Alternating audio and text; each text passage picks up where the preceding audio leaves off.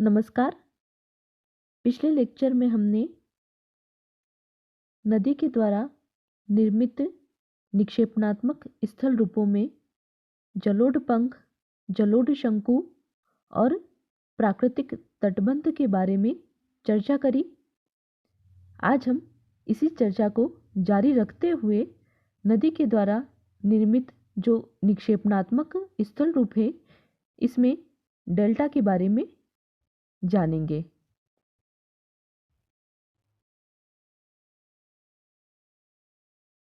Delta नदी के द्वारा निर्मित जो रचनात्मक स्थल रूप है इसमें डेल्टा सर्वाधिक महत्वपूर्ण है। प्रत्येक नदी जब सागर या झील में गिरती है तो नदी अपने साथ जो भी मलबा बहा करके लेकर आ रही है उस मलबे का धीरे धीरे जमाव होने लग जाता है, क्योंकि नदी के प्रवाह में अवरोध उत्पन्न हो जाता है और नदी का जो वेग है उसमें भी कमी आ जाती है, क्योंकि जो ढाल है यह लगभग समतल सा हो जाता है, इसलिए नदी के वेग में कमी आ जाती है। तो नदी जो मलबा अपने साथ बहा करके लेकर आती है उस मलबे का जमाव करने लग जाती है, उसका निक्षेपण करने लग जाती है। इस प्रकार एक विशेष प्रकार के स्थल रूप का निर्माण होता है जिसे कहा जाता है डेल्टा। ये जो डेल्टा का नाम है यह ग्रीक अक्षर के डेल्टा के आधार पर किया गया है, क्योंकि ये जो रचनात्मक स्थल रूप है इसका आकार प्रायः डेल्टा अक्षर से मिलता है, इसलिए इसका नामकरण डेल्टा रखा गया है। सबसे पहले डेल्टा शब्द का प्रयोग किया था हेरोडोटस द्वारा। हेरोडोटस ने नील नदी के मुहाने पर जो निक्षेपणात्मक स्थल रूप है उसका नाम रखा था डेल्टा। तो सर्वप्रथम डेल्टा शब्द का प्रयोग नील नदी के मुहाने पर हुए निक्षेपणात्मक स्थल रूप के लिए हेरोडोटस ने किया था। इस प्रकार डेल्टा के बारे में हम देखें तो डेल्टा जो है यह नदी का अंतिम भाग है। डेल्टा नदी का अंतिम भाग है जो कि एक तरह से समतल मैदान होता है जिसका ढाल सागर की ओर होता है। तो डेल्टा का निर्माण कब होता है? जब नदी किसी झील या सागर में जाकर के गिरती है तब नदी अपने साथ लाए हुए मलबे का निक्षेपण करने लग जाती है, क्योंकि उस मलबे का आगे प्रवाह नहीं हो पाता है नदी के वेग में कमी आने की वजह से।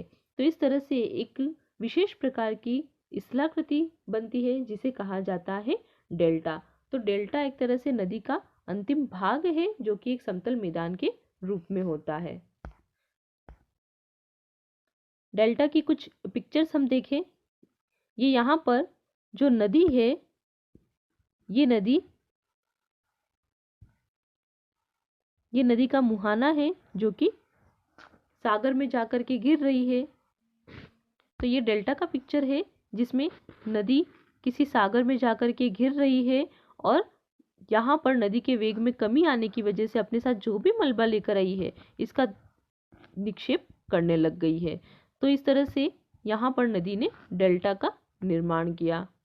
एक और पिक्चर देखते हैं हम डेल्टा का। ये सुंदरबन का डेल्टा है जो कि विश्व का सबसे बड़ा डेल्टा है। गंगा ब्रह्मपुत्र नदियों के सम्मिलित रूप से बना हुआ डेल्टा है ये। तो ये विश्व का सबसे बड़ा डेल्टा है। अब हम देखते हैं कि डेल्टा के निर्माण के लिए क्या क्या आवश्यक दशाएं होनी चाहिए।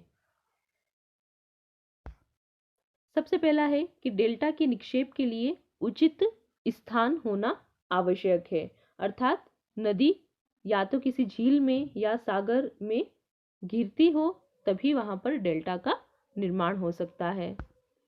नेक्स्ट है नदी का आकार तथा आयतन अधिक हो और नदी का मार्ग भी लंबा हो ताकि वह अधिक से अधिक मलबे का बहाव कर सके, अपर्दन कार्य करके अधिक से अधिक मलबा बहा करके ला सके। नेक्स्ट है मुहाने के पास नदी का वेग अत्यंत मंद होना चाहिए ताकि सारा पदार्थ मुहाने के पास ही जमा हो जाए और एक विस्तृत डेल्टा का निर्माण हो सके। देखिए मुहाना किसे कहते हैं कि जो नदी है यह नदी जब सागर में गिरती है तो नदी के उस भाग को कहा जाता है मुहाना। तो एक तरह से मुहाना जो है यह नदी का एक अंतिम भाग है, अंतिम छोर है। जब नदी जाकर के सागर में मिलती है उसे कहा जाता है मुहाना। तो थर्ड जो कंडीशन है डेल्टा के निर्माण की वो ये है कि मुहाने के पास नदी का वेग बहुत कम होना चाहिए, जिसके कारण नदी जो भी पदार्थ बहा करके लेकर आई है उन पदार्थ का जमाव नदी के मुहाने के पास हो जाए और इस तरह से डेल्टा का निर्माण हो सके। नेक्स्ट है, जिस सागर में नदी गिरती है वहां पर सागरीय लहरों का वेग कम होना चाहिए। अगर सागरीय लहरों का वेग ज्यादा होगा तो जो भी नदी मलबे का निक्षेपण कर रही है उस मलबे को सागरीय लहरों के द्वारा हटा दिया जाएगा। इसलिए जिस सागर में नदी गिरती है वहां पर सागरीय लहरों का वेग कम होना चाहिए। नेक्स्ट है, मुहाने के पास ज्वार की तरंगे निर्बल होनी चाहिए, कमजोर होनी चाहिए। क्योंकि निक्षेपित पदार्थ को वे लौटते समय बहा करके न ले जा सके। तो जो भी नदी ने निक्षेपण किया है उस पदार्थ को, उस अवसाद को ज्वारी तरंगे पुनः लौटते समय नहीं ले जा सके, इसलिए मुहाने के पास जो ज्वार की तरंगे हैं ये कमजोर होनी चाहिए। नेक्स्ट है डेल्टा का वर्गीकरण। आकृति के अनुसार हम सबसे पहले डेल्टा का वर्गीकरण देखते हैं। आकृति के अनुसार चापाकार डेल्टा, पंजाकार डेल्टा, ज्वारनद मुखी डेल्टा, रुंडित डेल्टा, पालीयुक्त डेल्टा। नेक्स्ट है विस्तार के अनुसार डेल्टा का विभाजन। इसके अंतर्गत है वर्धमान डेल्टा और अवरोधित डेल्टा।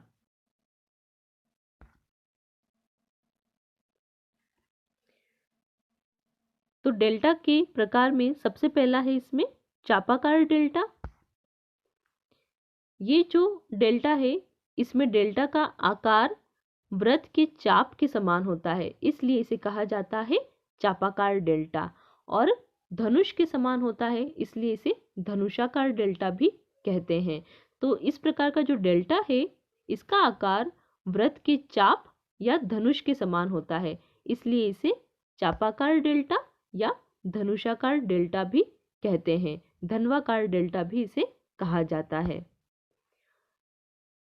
चापाकार डेल्टा जो है इसका विस्तार मध्य में सर्वाधिक होता है, बीच में इसका विस्तार सबसे अधिक होता है और दोनों किनारों की ओर कम होता जाता है।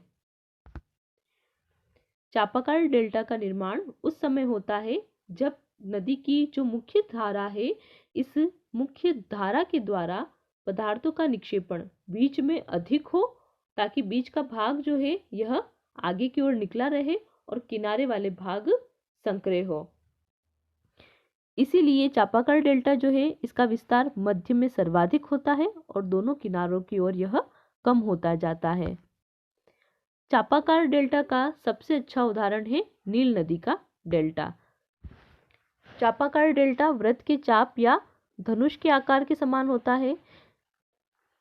इसका विस्तार मध्य में तो अधिक होता है और दोनों किनारों की ओर कम होता है, दोनों किनारों की ओर इसका विस्तार कम होता है। तो चापाकार डेल्टा जो है इसका निर्माण उस समय होता है जब नदी की मुख्य धारा के द्वारा पदार्थों का निक्षेप बीच में अधिक हो और दोनों किनारों की ओर कम हो, ताकि बीच वाला जो भाग है यह आगे की ओर निकला रहे और किनारे वाले भाग संकरे रहे।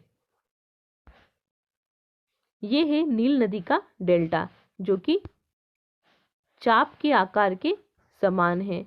ये यहाँ पर नील नदी प्रवाहित हो रही है और समुद्र में जाकर के गिर रही है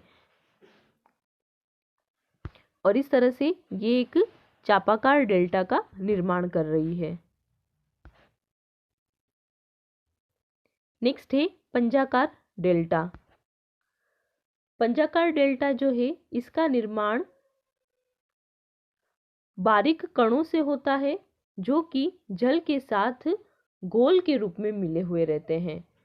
पंजाकार डेल्टा जो है इसका निर्माण एकदम महीन कणों से, बारीक कणों से होता है। ये जो कण होते हैं ये जल के साथ गोल के रूप में मिले रहते हैं और इसमें चूने की मात्रा अधिक होती है। पंजाकार जो डेल्टा है इसके निर्माण के लिए नदी का वेग कुछ ज़्यादा होना चाहिए, ताकि जो पदार्थ जल के साथ घुले हुए हैं, जो बारीक कण नदी के अंतर्गत जल के साथ घुले हुए हैं, ये बारीक कण जो है यह दूर तक प्रवाहित होकर के सागर में अधिक दूरी तक प्रवेश कर सके। इसलिए पंजाकार डेल्टा के निर्माण के लिए नदी का जो वेग है यह थोड़ा ज़्यादा होना चाहिए। क्यों ज़्यादा होना चाहिए? क्योंकि नदी अपने साथ जो बारीक कणों वाले पदार्थों को लेकर आती है, उन बारीक कणों वाले पदार्थों का सागर में अधिक दूरी तक परिवहन कर सके, इसलिए नदी का वेग ज़्यादा होना चाहिए पंजाकार डेल्टा के निर्माण में। अब ये जो बारीक कण हैं ये जैसे ही सागरीय खारे जल के संपर्क में आते हैं तो ये बारीक कण भारी होकर के नदी के दोनों किनारों पर बैठने लगते हैं, क्योंकि हमने देखा कि इसमें चूने की मात्रा अधिक होती है। तो ये जो बारीक कण हैं ये सागर के खारे जल के संपर्क में आने के कारण ये भारी होकर के नदी के दोनों किनारों पर बैठने लगते हैं तथा ये कुछ समय बाद एक लंबे डेल्टे का निर्माण करते हैं। इस प्रकार जो डेल्टा बनता है इसकी आकृति अंगुलियों के समान होती है, इसलिए इसे अंगुलियाकार डेल्टा भी कहा जाता है। पंजाकार जो डेल्टा है इसे पंजाकार डेल्टा इसलिए कहते हैं क्योंकि इसका जो आकार है यह पक्षियों के पैरों के पंजों से मिलता है, इसलिए इसे पंजाकार डेल्टा या बर्ड फुट डेल्टा कहा जाता है। तो पंजाकार जो डेल्टा है इसे पंजाकार डेल्टा इसलिए कहते हैं क्योंकि इस डेल्टा का जो आकार है यह पक्षियों के पैरों के पंजों से मिलता है, इसलिए इसे पंजाकार डेल्टा कहते हैं या बर्ड फुट डेल्टा कहते हैं। पंजाकार जो डेल्टा है इसका सबसे अच्छा उदाहरण है मिसिसिपी का डेल्टा। ये है मिसिसिपी रिवर। मिसिसिपी रिवर के द्वारा यहाँ पर ये पंजाकार डेल्टा बनाया गया है। तो ये जो पंजाकार डेल्टा है यह पक्षियों के पैरों से मिलता हुआ है, इसलिए इसे पंजाकार डेल्टा कहा जाता है। इसकी जो आकृति है यह पक्षियों के पैरों से मिलती है, इसलिए इसे पंजाकार डेल्टा कहते हैं। तो मिसिसिपी नदी के द्वारा पंजाकार डेल्टा का निर्माण होता है। नेक्स्ट है ज्वार नद मुखी डेल्टा या एस्चुरियन डेल्टा।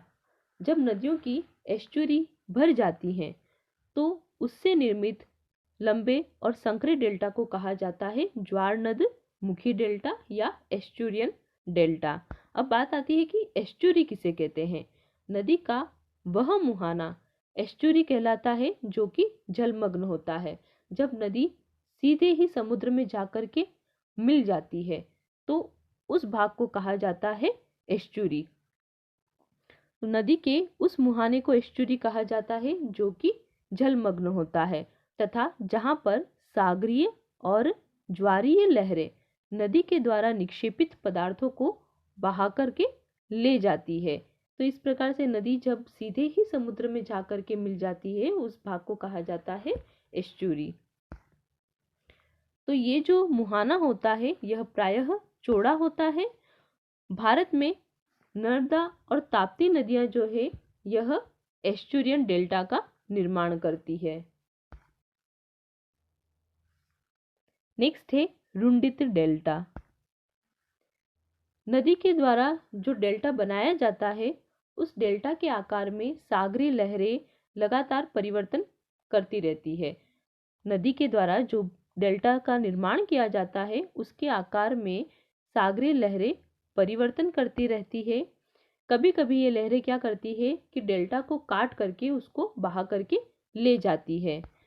तो इस कारण से डेल्टा जो है यह कटे फटे रूप में रह जाता है और इस तरह के डेल्टा को कहा जाता है भग्नाकार या रुंडित डेल्टा। नेक्स्ट है पाली युक्त डेल्टा।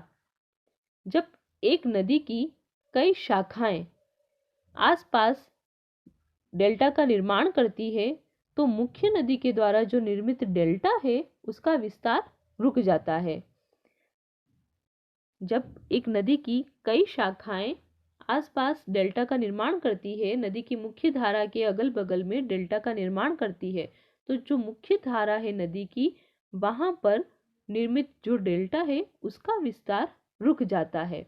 और इनके विपरीत जो शाखाएं हैं यह लोब के आकार में डेल्टा का निर्माण करती है। इसी को कहा जाता है पाली युक्त डेल्टा। नेक्स्ट है वर्धमान डेल्टा या ग्रोइंग डेल्टा। जब डेल्टा का सागर की ओर निरंतर विस्तार होता है तो उसे कहा जाता है ग्रोइंग डेल्टा या वर्धमान डेल्टा या प्रगतिशील डेल्टा, क्योंकि उसकी जो प्रगति है यह निरंतर बढ़ती जा रही है। क्योंकि जो डेल्टा है इसकी ग्रोथ लगातार बढ़ती जा रही है, इसलिए इस डेल्टा को कहा जाता है प्रगतिशील डेल्टा। एक बार पुनः देखें हम, जब डेल्टा का समुद्र की ओर, सागर की ओर निरंतर विस्तार होता है तो उसे कहा जाता है प्रगतिशील डेल्टा। वर्तमान समय में अधिकांश जो नदियां हैं यह प्रगतिशील डेल्टा बनाती है, जैसे कि गंगा का डेल्टा, मिसिसिपी का डेल्टा।